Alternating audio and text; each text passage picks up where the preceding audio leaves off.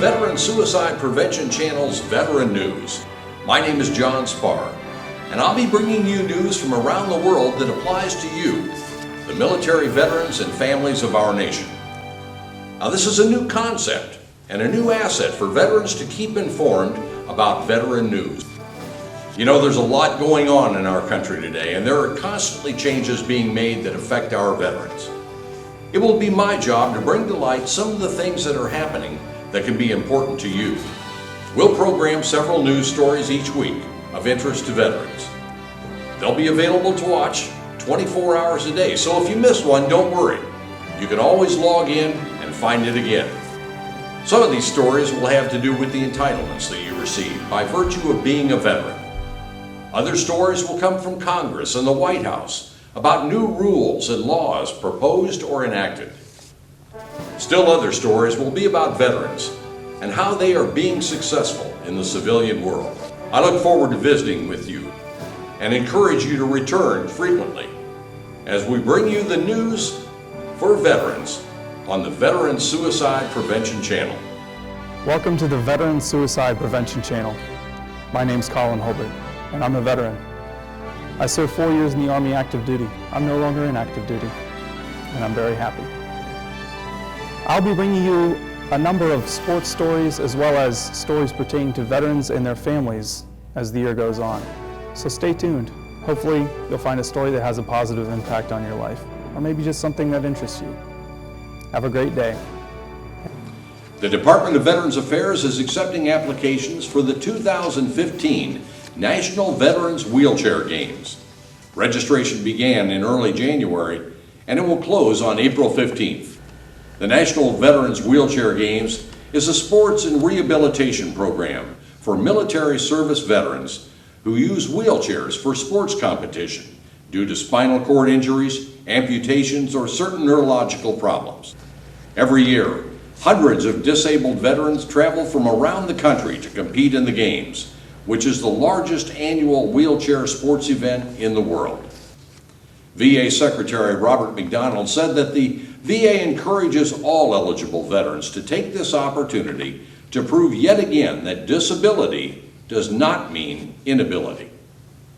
Competitive events at the National Wheelchair Games include archery, basketball, bowling, softball, swimming, weightlifting, and a number of other events.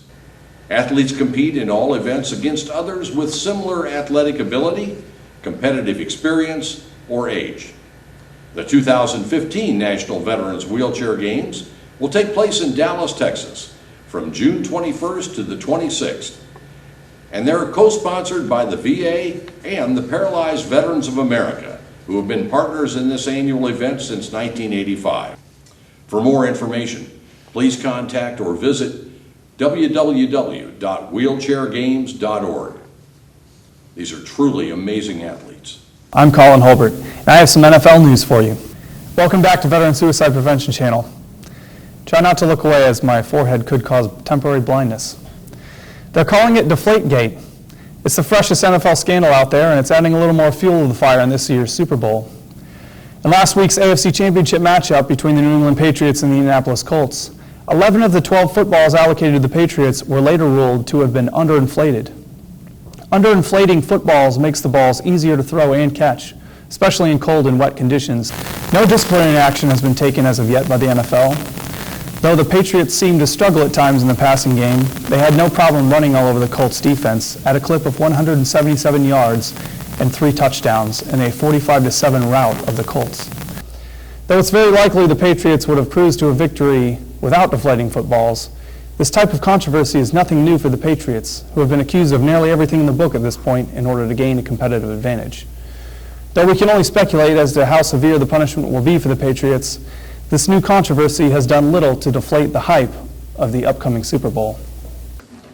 In news from Capitol Hill, Senate Veterans Affairs Committee leaders moved quickly on legislation to help prevent suicides among military veterans. The legislation, dubbed the Clay Hunt Suicide Prevention for American Veterans Act, or SAV, has broad support, and it passed the House last year. But it was blocked in the Senate by then Senator Tom Coburn of Oklahoma, who said it cost too much and duplicated other programs.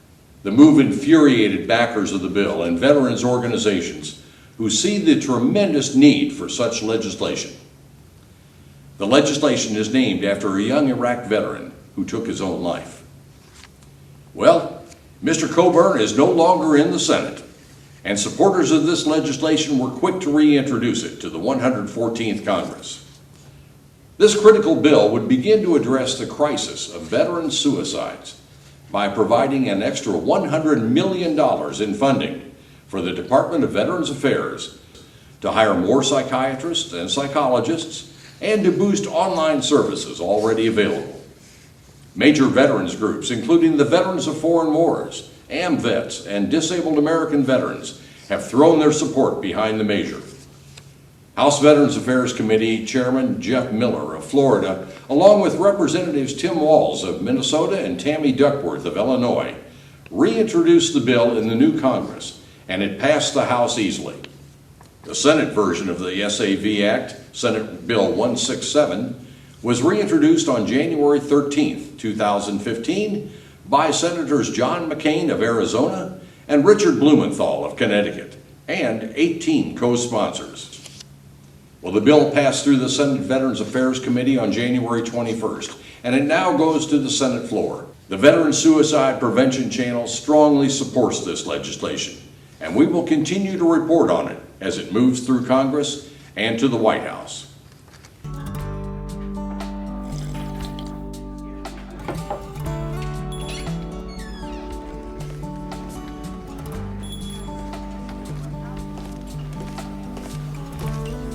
Can I help you?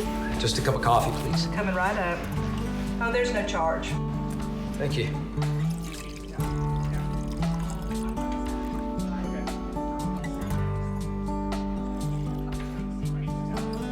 Here you go. Thanks again. Thank you for your service. Thank you for your support. Do you have a picture taken with the soldier? Can I take a picture? Sure.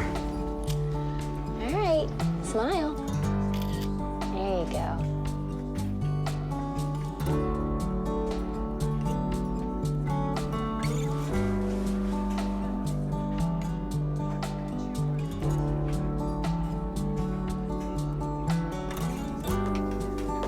Sir, my son would like to ask you a question. Are you a hero too? That man said you were.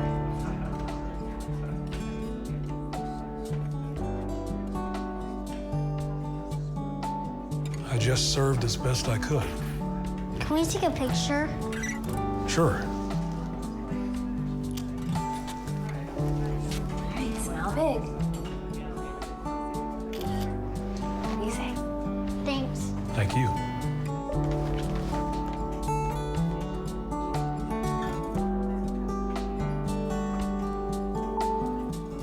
Thank you for your service. Thank you for your support.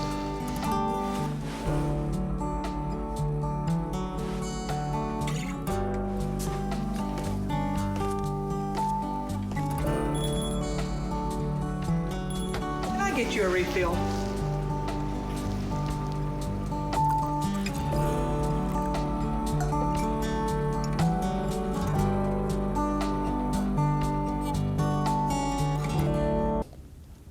Hi, I'm Collin Hulbert, and I have a very badly receding hairline, but I'm married, so it doesn't really matter. Now it's time for what's become a difficult subject as of late for Army service members like myself. Unless, of course, you don't really care, which is the excuse you'll get from nearly every soldier in the Army when the topic of the Army-Navy game is brought up. The game this past December marked the 115th time the two prestigious service academies faced each other on the football field, and for the 13th consecutive year, Navy beat Army.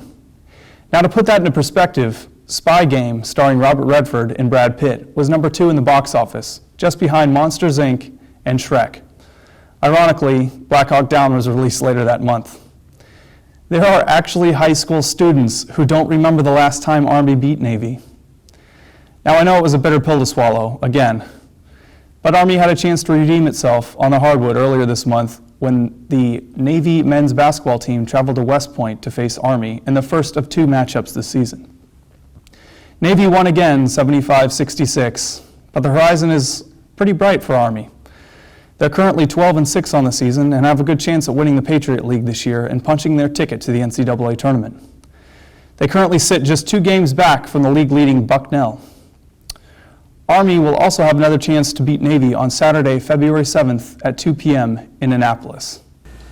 Stars and Stripes recently reported that a county's Veterans Affairs director in Michigan resigned after emails were published in which he is shown to be demanding payment or other favors of veterans whom he had been helping with their health benefits. According to Stars and Stripes, in emails obtained by media outlets, the former Calhoun County Veterans Affairs Office Director asked veterans or their families for, quote, a few dead presidents or Christmas presents and other gifts from those seeking the department's help. In one of the emails dated October 20th, 2011, the director wrote about the hard work he'd done at his home for one veteran.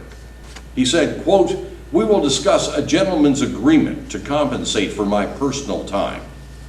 He said, I have worked cases for veterans who reside outside Calhoun County over the past couple of years with the same kind of agreement. I will not gouge you like your Social Security lawyer. Perhaps 7 to 10% is typically the agreement.